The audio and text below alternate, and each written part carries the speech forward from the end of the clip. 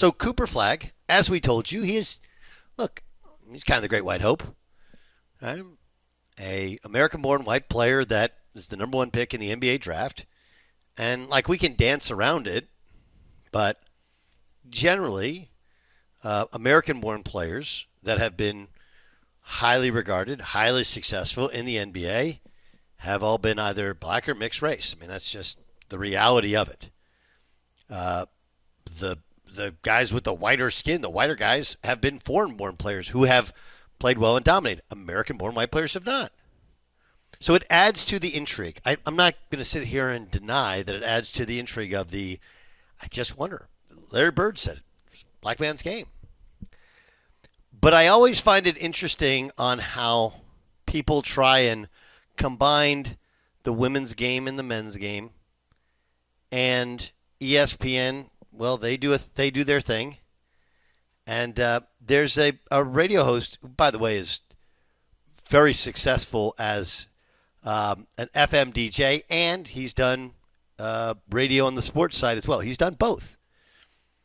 And his name's Peter Rosenberg. And he was on First Take today. And here's what he said about Cooper Flagg in comparison to Caitlin Clark.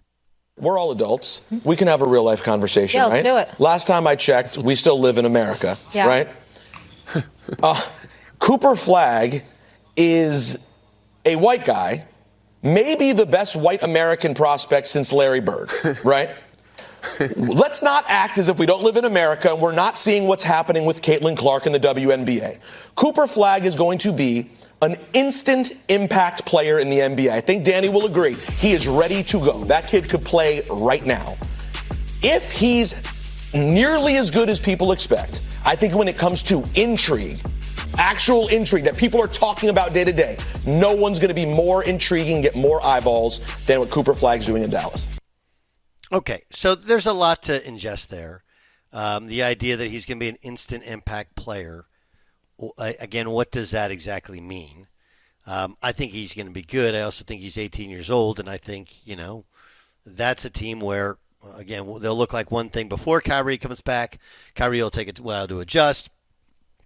But Anthony Davis will be the best player on that team, and Cooper Flagg will have a chance to develop on a pretty good playoff caliber team, and we'll see how he's used. But the discussion I want to have is not about Cooper Flagg. The discussion I want to have is about Caitlin Clark.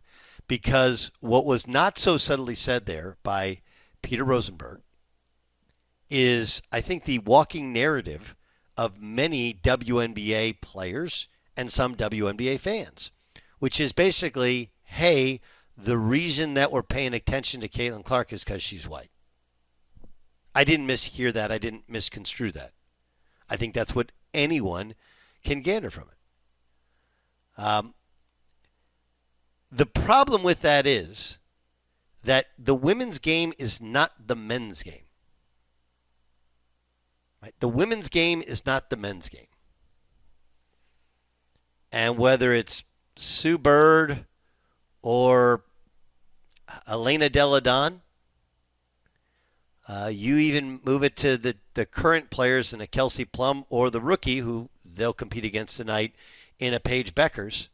Last time I checked, they're all white. Right? They're all white. So if people are paying attention to Caitlin Clark because she's white, why haven't they paid attention when Elena Delle Donne was the best player in the WNBA? Why aren't they paying more attention to Paige Beckers? Why is Kelsey Plum, despite the fact that she scored at one point in time the most, I think, second most points of anybody in college basketball, why didn't she receive the same fanfare? I'm asking because I know what the answer is. Right? And if you want to say, well, it was because she was the thing in college, again, Paige Beckers was a bigger thing in high school and played at the absolute biggest women's college basketball program in the country at UConn and just won a national championship. I don't even think it's because she's straight. Do I think that she's white and that she's straight and that she looks like the girl next door are added things that may attract a small percentage of people? Maybe. But I honestly believe that there's two parts to it, or maybe three. First, she's a force multiplier. Force multiplier. Force multiplier in how she plays, but in her overall presence and demeanor. Force multiplier. She makes everybody around her better. She makes everything sort of bigger. And she obviously was the rising tide that lifted all those ships in at Iowa. They didn't win a national championship, but they went back-to-back Final Fours. And if you look historically, it's been a really good program. You know what it hadn't done previously? Gone to back-to-back Final Fours. It's the force multiplier. So that's the first thing. Second thing is its style of play. We're so attracted to how Steph Curry played that, and again, part of the magic to Steph Curry is he takes the same shots she's shooting, only he doesn't go through the shooting slumps she's going through.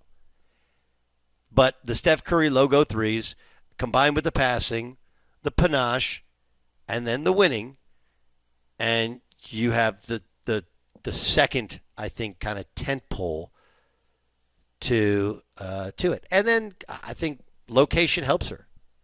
I think the fact that Midwestern girl from Iowa, played at Iowa, all about the Midwest, drafted in the Midwest, where they actually really, really care about basketball and feel like they care about their own. I think all those things work.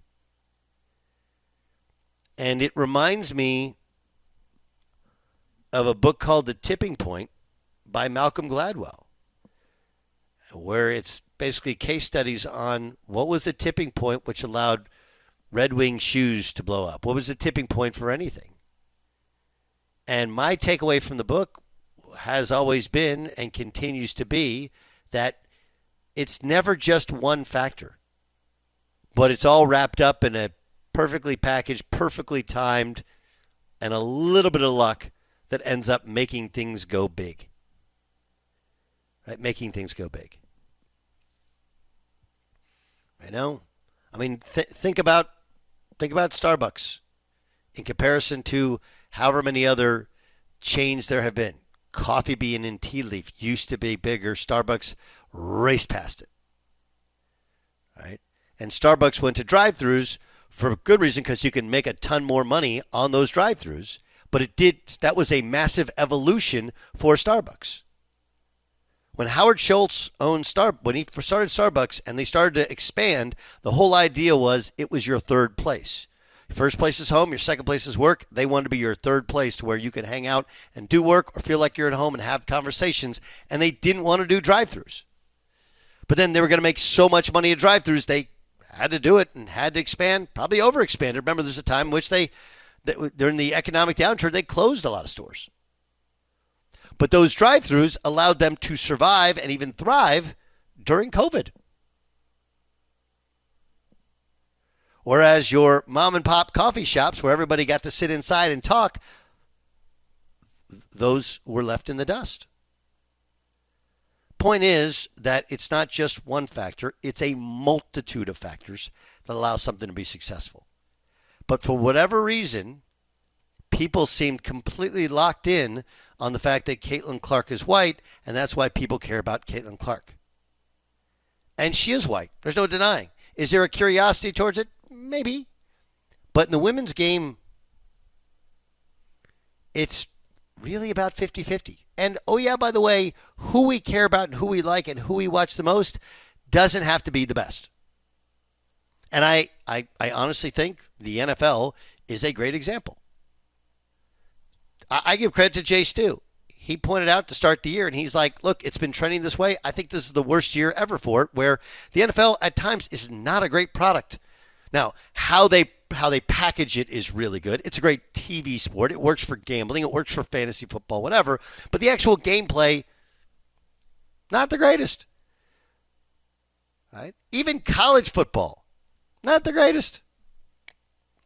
But you don't always watch things because they're the best. You don't watch the cleanest, the best sport because of why you watch it. There's a discussion over, do you watch college, do you watch pro? And I thought Jay Billis pointed out really well the other day on a podcast where he was talking about basketball, and that if you like college basketball, You watch college basketball and you don't watch the NBA, you're not watching it because of the quality of the product.